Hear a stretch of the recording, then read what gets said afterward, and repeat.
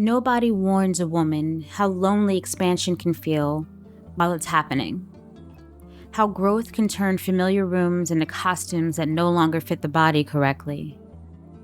So she stayed longer than she should have sometimes, smiled through conversations that no longer reached her spirit, folded herself into old dynamics just to avoid the grief of realizing she had become someone new. But evolution is a difficult thing to silence, especially in a woman whose soul has already tasted freedom. And Justice? Justice loved her enough to stop calling her back to versions of herself she had already survived. No guilt, no punishment for changing, no romanticizing her suffering just because it made other people comfortable. Justice met her at the edge of her becoming.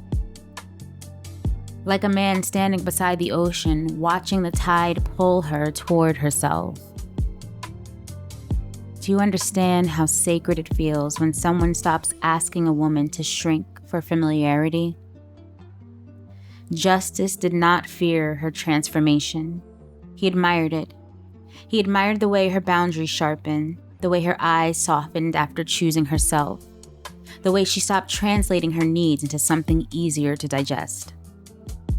In every place she once felt guilty for evolving, Justice kissed her gently, like grief leaving the body slowly. Some nights she mourned entire versions of her life.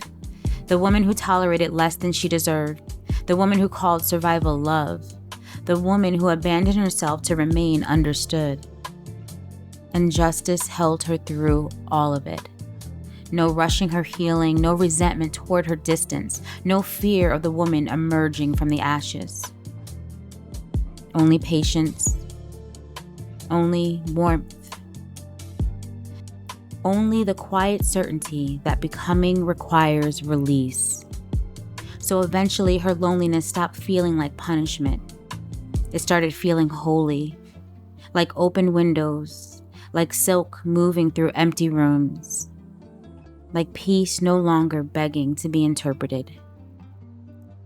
Maybe that was her justice all along. A woman realizing that outgrowing what diminished her was never betrayal.